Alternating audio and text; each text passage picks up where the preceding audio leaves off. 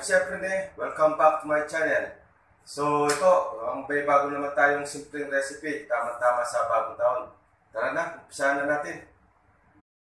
Ito yung mga sangkap para sa atin na cordon bleu. Ito ang gagawin natin. Ito yung breast chicken. Ito garlic powder, pepper powder, salt, tapos sliced cheese, sliced ham. Ayan yung ham na ito. Tapos gagamit tayo ng pickle, saka breadcrumbs. So yan, first step natin. So yan natin ito. Ipupukin natin para siya magpa-flat para may-roll natin. Okay? Ito na inugasan ko. So para matanggal natin yung excess butter, gamit tayo ng tissue para ma-flat natin, hindi siya mapasa. Okay.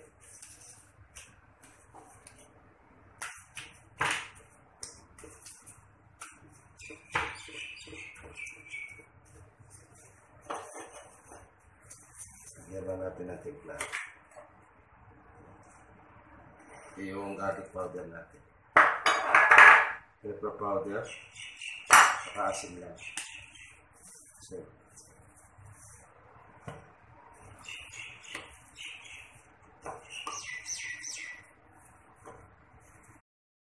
mga kabayan, gagamit tayo ng climpel kasi lagay natin yung breast chicken natin. Ito nakamarinate na yan.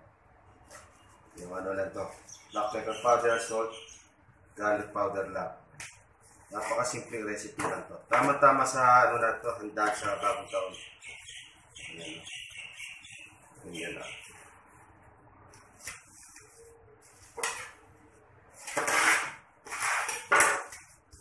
Pukin natin dito sa may liquid line na patusok-tusok. Ayan na.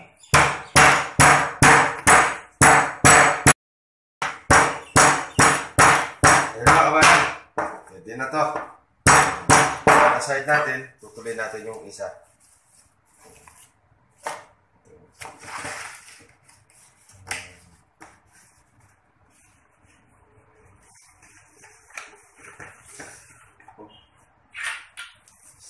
Next.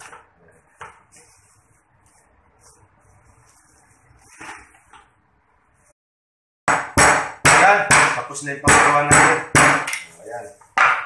Pwede na tayo maglagay ng feeling niya sa loob. Okay? Ayan, maglalagay na tayo ng ham tsaka cheese sa natin, sa breast chicken. Ayan, gagamit din tayo ulit ng clean film para ma-mold natin siya. Ma-roll natin. Ayan. Ayan na. Pwede natin dalawa para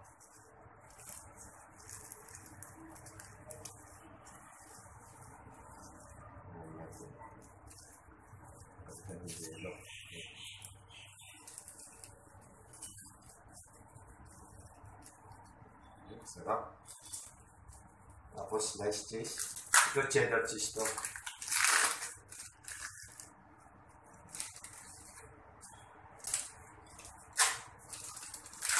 Napakasimple lang to na gawin. Ayan, wala na Tapos may white sauce to. Mamaya papakita ko yung white sauce niya. Ayan. Kaya magrulo lang tayo. Tapos simple lang yan. Press. Balik ulit. Press. Ayan. May press kayo parang gumagawa lang kayo ng sushi. Ayan. Press. Press. Ito na kabayan. Tapos na yung natin. Nagro-roll. So kailangan natin ito ilagay sa chiller. Para pag pinirito natin, nilagyan ng breadcrumbs. Siya, di siya bubukaka. Okay? Ito na mga kabayan, pagka-mold, pressure ko ng 10 minutes. So, ito na. Hindi na siya, lalagyan na natin ng breadcrumbs. So, ito lang. Gagawin.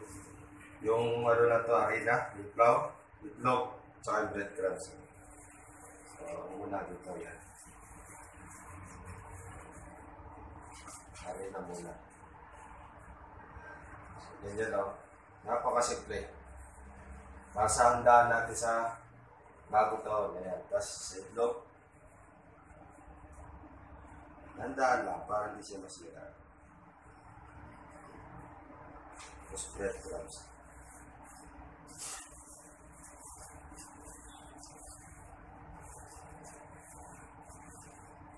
Napakasimple.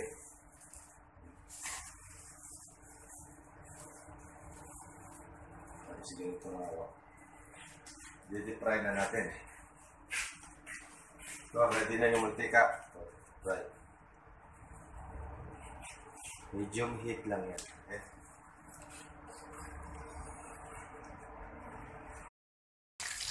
Yan kabayan, ha? Malapit na maluto. Ito, mild lang tayo. Flame. Yan. Para maluto yung sa loob. Kasi kung malakas ang apoy ito, masusunog lang yung breadcrumbs ng initin. So, ganyan lang, tama lang. Maximum 15 minutes na fry na ganito. Okay. Ready na yung Gordon Blue natin na nanaprito. Ayan. I-drain lang natin para maling nakita.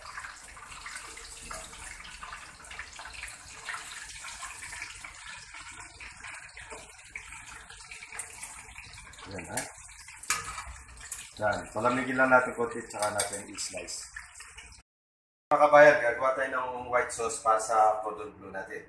So, ito lang kailangan natin. Unsalted butter, flour, pepper, asin. Ito yung fresh, milk, fresh milk. Ayan, okay. So, unahin natin yung butter. May nangapoy lang tayo, para hindi siya mangitim yung sauce natin. Kasi pag malakas, masusunog yung butter, magkukulay brown siya. Kaya yun lang ganyan. Hintayin natin hanggang mag-melt siya lahat. Okay. Ito, nag-melt na yung butter natin. Tignan nyo, hindi siya sunog. Lagay na natin itong harina natin. Bibish nyo lang para hindi siya masunog. Ganyan lang yung pagluto ng white sauce. Bechamel sauce. Lagay natin ng fresh milk.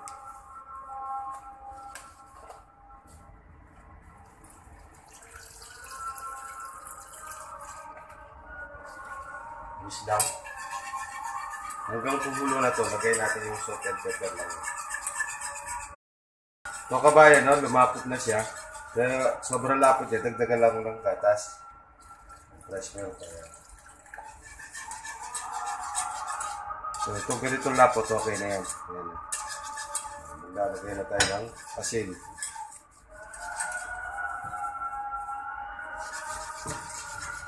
Tapos black pepper powder. Ayan. Okay. So ayan, ready na yung white sauce natin para sa Gordon Blue. Set aside lang natin to. Okay? Ito na, ready na yung natin, Gordon Blue. I-slice na natin para tikman. Ayan. So ito na, malamig na. Ayan, slice lang natin din. Dahan-dahan lang mga i-slice. Yun o.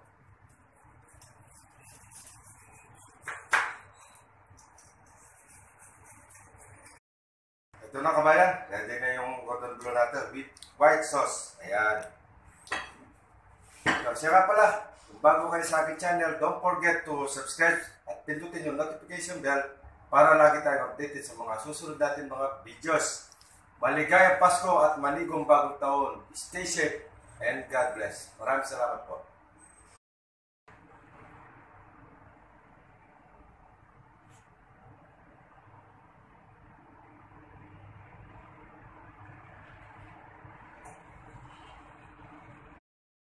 Merry Christmas and Happy New Year mga kabayan. So ito, tikman na natin yung Gordon Blue ni Chef Rene. Ayun na. Malaking slice.